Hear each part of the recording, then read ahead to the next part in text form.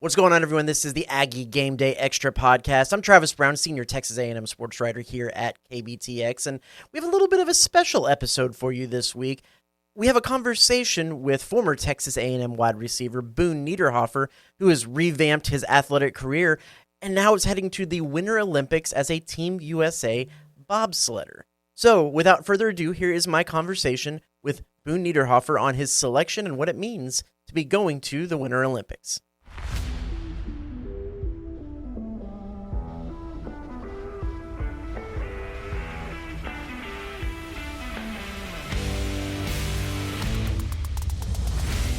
We have a special guest joining us today, all the way from Austria over in Europe as he trains, get some final preparations in for the Winter Olympics. It's Boone Niederhofer, former Texas A&M wide receiver who has turned into a Olympic bobsledder for Team USA.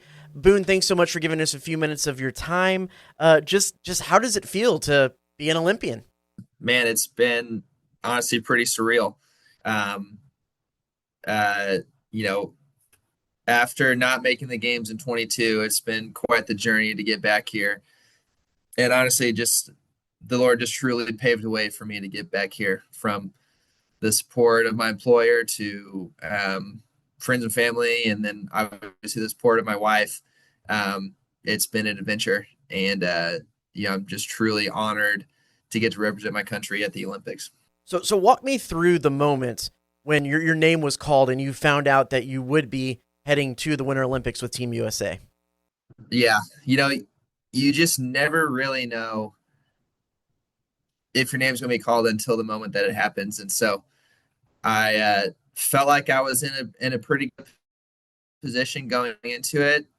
But there's always other. We have a really deep team this year, and there definitely was other guys that were up to be named. And so when they called my name, it just was a really, I was obviously pretty emotional, and hugged the guys that were in the room with me and coaches, and it was a really special moment. So what has the journey to that moment been like so far? What has the training been like? How has these last years training up for that gone down? Yeah, last quad, I basically kind of was in between jobs, was not working a full-time job, kind of worked some odd jobs a little bit. And then after 22, wife and I, we decided we needed to get a real job for a little bit. And so I ended up getting a job with a company called Pioneer, and Chloe and I moved to Midland, Texas, where I got some really good experience in the oil field, and basically got the itch to want to do bobsled again, and ended up finding a job with a company that would allow me to do it. I currently work for a company called Civitas Resources. They're allowing me to kind of work remotely when I need to be gone for a competition, and then work in the office when I'm in Midland. But things just kind of came together for me this quad. Even just the training has been a little bit different. I am working full time, and now a dad to two kids. And so I am definitely more busy than what I was last time. Training is not the only thing that I'm doing. If anything, my training is kind of what I've been doing for fun. And so my mentality around training has been a little bit different. There was never once that I went into the weight room or onto the track like, oh my God, like I gotta do this workout. It was kind of like, all right, like babies are sleeping, or I'm on my lunch break, like I get to go attack this workout. And so it was, every time I got to go train, it was kind of a joy for me. And I think even that mentality kind of really helped me in my training. I hit a lot of PRs in the weight room over the past couple of years, and even in the ice house up in Lake Placid, had some personal best pushes.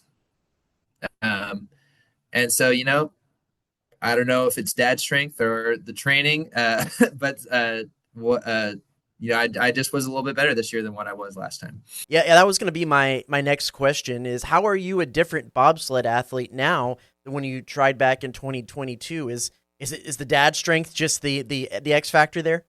Yeah, I think some of it is my training's gotten a little bit better. Some of it is you know, not just training for myself, training for my wife and my babies. And, you know, a big, one of the most exciting things for me just being named to the team is that, you know, I know that my kids will get to live through this. And so just, you know, pushing not just for myself, but for my babies. And, um, you know, maybe I've just been a little bit more inspired this time around too. So your whole family has actually been with you over in Europe during this training time. What has that experience been like having them there with you? We packed up and left Midland at the end of July. Um, we moved up to Lake Placid, and we lived there for about 3 months till mid-October. We kind of, um, you know, there was an opportunity for us to live at the Olympic Training Center there in Lake Placid for a few weeks, and you know, we ended up finding a friend of a friend who had a house in Lake Placid. They let us stay there for pretty cheap, and so we kind of just pieced it together. And then we had our preseason sliding in Park City. So we drove from Midland to Lake Placid, then we drove to Park City for our preseason sliding.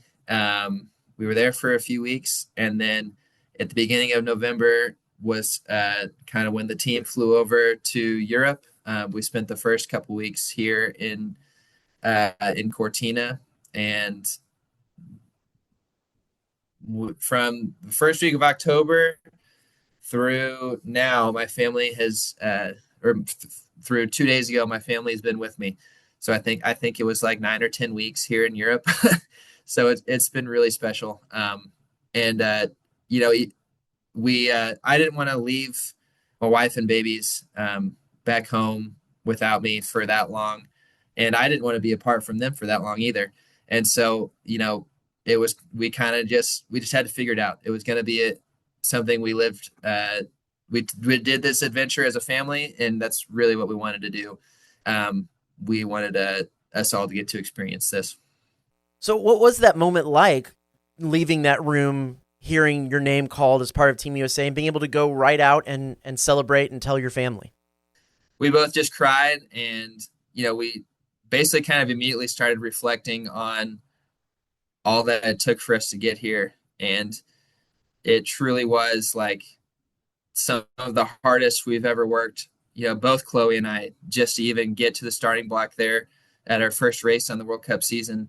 Um, and we were honestly just truly thankful just that we even get to do this. Um, and you know, I feel like we have tried to live through this whole season of life kind of open-handed. Like, you know, when I was job searching, trying to find a job that would allow me to do this, you know, some people had told me like, good luck, I don't think you're going to find it, but you can sure search. And so, you know, even just going through that, we were like, you know, like if we don't find something, like, you know, I love, you know, had a great job, obviously love my wife, love my babies, you know, life was still going to be pretty good if it didn't work out. And, you know, so we've just truly lived through this season of life, just truly grateful. And I think that has really helped us just soak in every moment and try to make it fun, and try to make some good memories.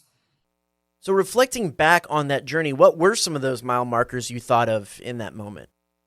You know, we after not making the games in 22, you know, the after our kind of our final race, our crew had a really good season, but it was clear we were going to get broken up.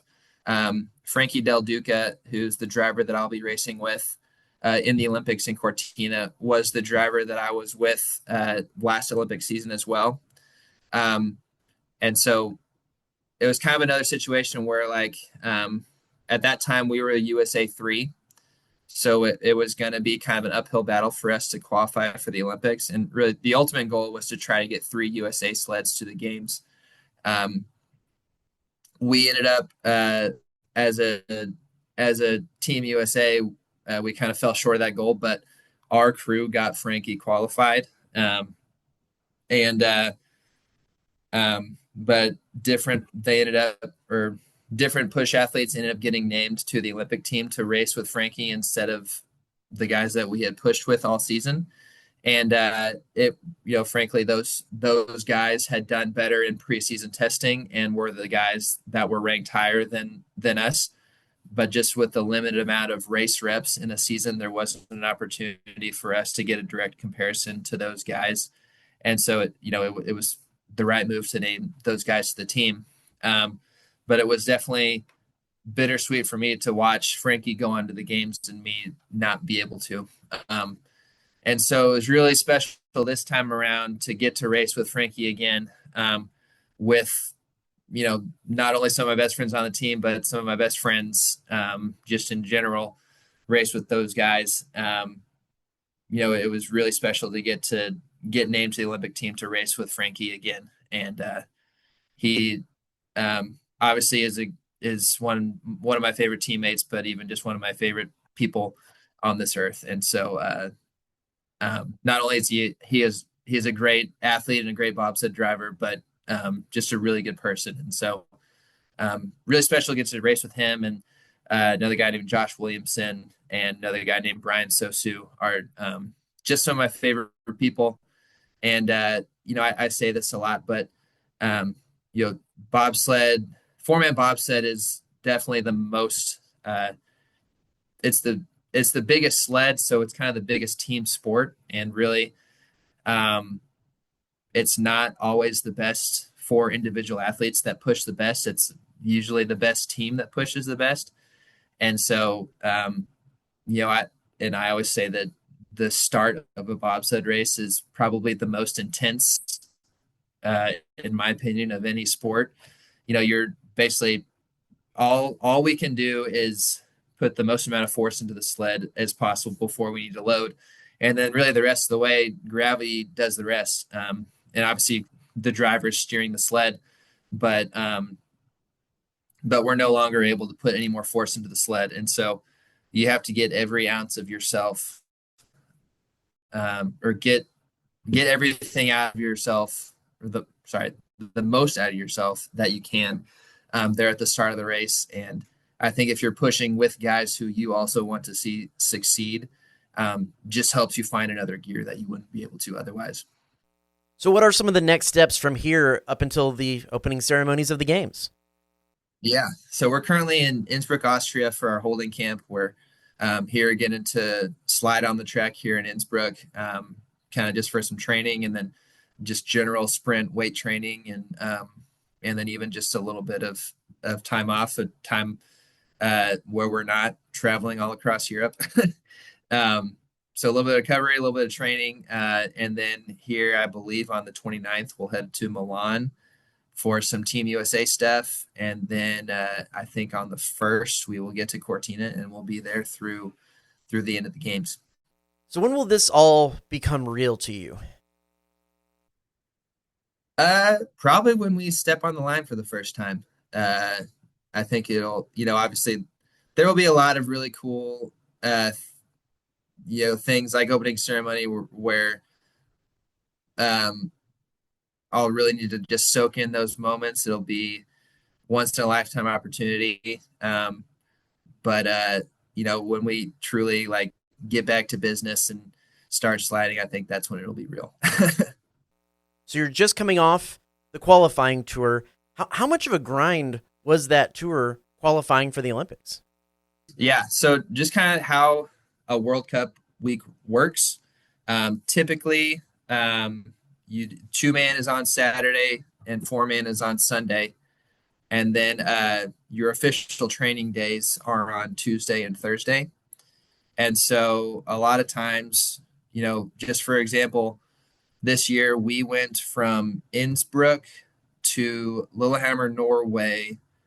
That was kind of the order of the stops, and we had to get there in time for Tuesday training. So we left Sunday evening, drove 5 hours down the road, drove another, I believe, 8 hours to like the northern part of Denmark, got on a ferry. It was, or well, I say, yeah, I got on a ferry. It was an overnight ferry and got to Norway Tuesday morning, and then we hopped in a sled on Wednesday. And so it's a pretty quick turnaround. Similar, we had to go from Norway to Latvia, and that just a very condensed week. We had training on Tuesday, Wednesday, or sorry, Wednesday, Thursday, leading up to a Saturday, Sunday race. Um, and once again, it was an overnight ferry on that Monday evening. Got there Tuesday, hopped in a sled on Wednesday. Uh, so it's a pretty big grind between travel and the official training days and sliding, plus trying to keep up your strength and sprint program, trying to stay in good shape. So the weeks are pretty busy, and thankfully with the time change, we kind of usually do our stuff, bobsled training, official training, things like that in the morning, and then in the afternoon I was able to get some work done for my job and hang out with family. Over 40 years ago, my parents started C&J Barbecue, and today we continue to honor Dad's legacy with the best barbecue in the Brazos Valley. With locations on Harvey Road, Southwest Parkway, and our newest location on William Joe Bryan, we carry on our family tradition of serving up award-winning barbecue, sides, and desserts. We also offer delivery, catering, as well as custom menus and private chef services. Come visit us today for some of the best barbecue around. C&J Barbecue. The C is for Chip, the J is for Joe, and the barbecue is for you. Yeah, so when you think back to your time as a football player at A&M and you see where you are now, could you have imagined you'd be in this place, seeing all these different countries and eventually becoming an Olympian?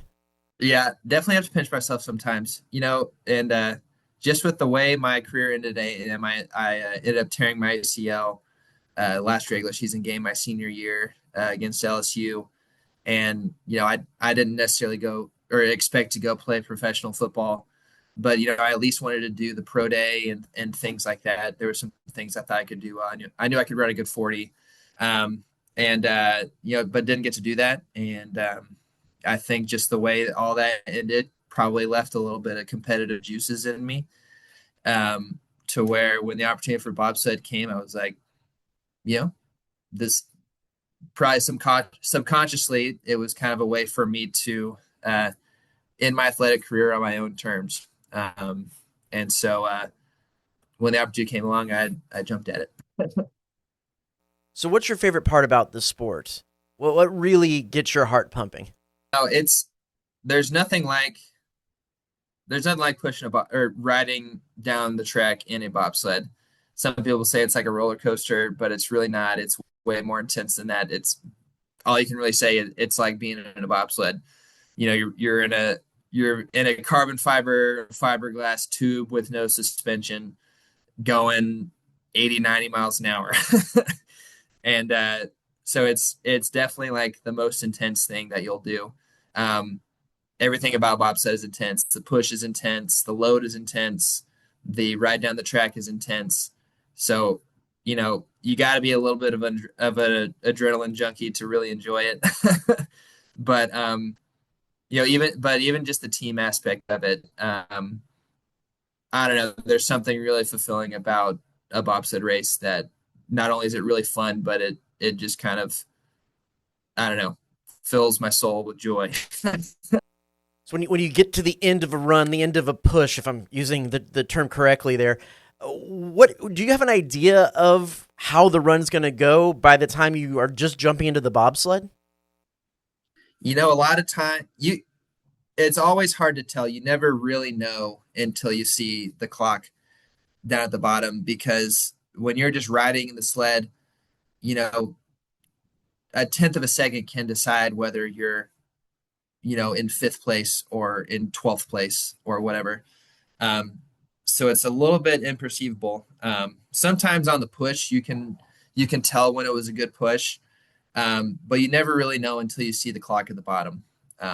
So when we're coming up the outrun, coming up the braking stretch past the finish line, we're always kind of peeking up, looking for the clock to see how we did. And the clock will usually say, it'll say your time and your ranking. And so, you're always looking for the number one.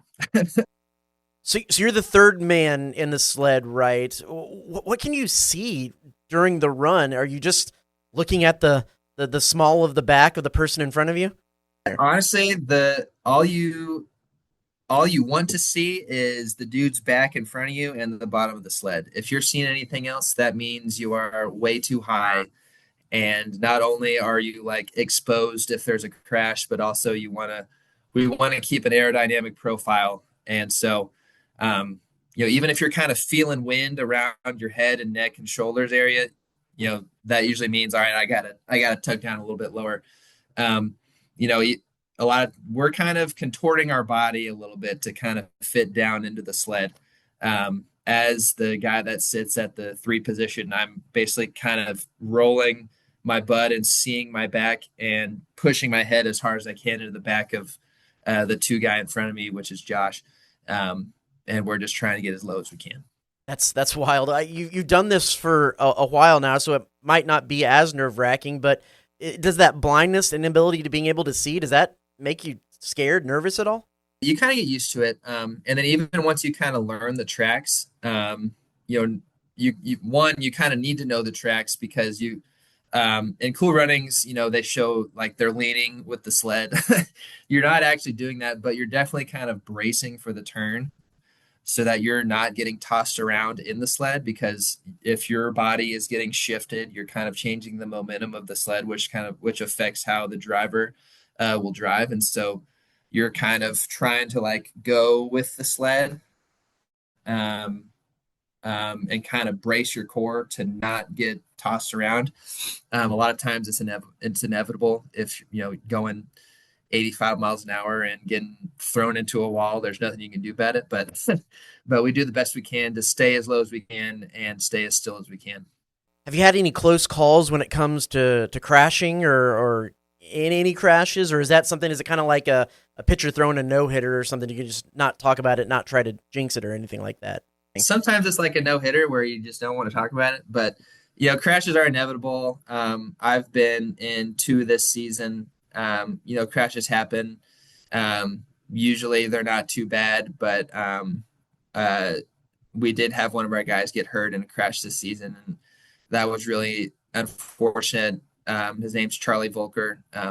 One of my favorite people. He's one of the guys that we raced with in Worlds this past year and got 4th place in, and was the guy who won our push championships this past year. Was arguably our best push athlete. It was unfortunate that he ended up getting hurt, but I know he's sad he can't go to Cortina, but I know he's rooting us on. Is there any equivalent to the adrenaline rush you get from this in football? Is there anything you can think back of and kind of point at football and say, okay, this kind of scratched that adrenaline junkie rush that I got doing bobsled now? It's football and bobsled are very different. I think football players are good transfers into bobsled because there is a little bit of you got to be pretty used to getting roughed around a little bit. Just riding down in a bobsled, it's not a comfortable ride, and I think football players are used to being uncomfortable with whether they're tackling somebody or trying to break a tackle. They're used to contact, but really the main difference between football and bobsled,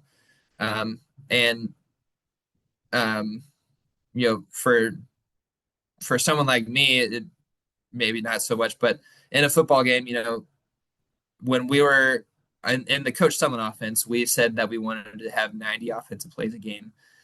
And so if something went wrong, it was like, be a goldfish, forget about it, let's go on to the next play. And in bobsled, it is do or die. If you don't bring it from the moment you step on the line, you're just not going to do well. And so, sometimes football players will be like, sometimes I got to get hit a few times to kind of get in the groove of the game. And in bobsled, you don't have the luxury of easing into the game. You have to bring it from the moment that you touch the sled, basically. So Team USA released your selection on social media on the 19th. What was the reaction like? I know I saw a lot of A&M accounts and former teammates and stuff giving you shout outs. What was that day like, seeing that reaction on social media? It's been honestly incredible, the amount of people who have reached out to me, and just from all different seasons of life. People who I haven't talked to in years reached out to me, and it's been really special. One thing Chloe and I talked about, it was almost like the day after you get married or something, where there's just been this whole build up to this day, and then when the day's over, it's like, oh my gosh, like we did it. One of those things.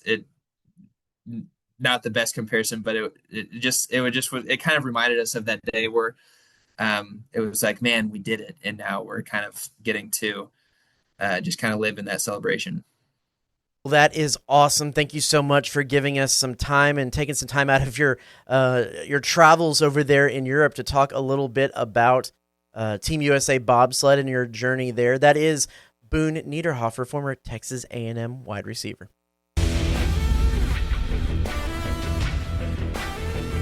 Again, a big thanks to Boone Niederhofer for giving us a few minutes of his time as he travels over in Europe and prepares for those Winter Olympics over there in Europe. I got to talk to his head coach a little bit about this whole experience, and the thing that he's the most excited about seeing is when they get all these athletes in and get to hand them their uniforms and their gear, and it's the first time that they get to actually wear the Olympic rings, because a lot of them won't do that up until that point as just kind of a superstition or giving it the honor that it's due. And so he likes kind of looking around and seeing the look on the athletes' faces when they get to finally wear stuff that has the Olympic rings on it under the Team USA logo, and that's in store for Boone Niederhofer as well.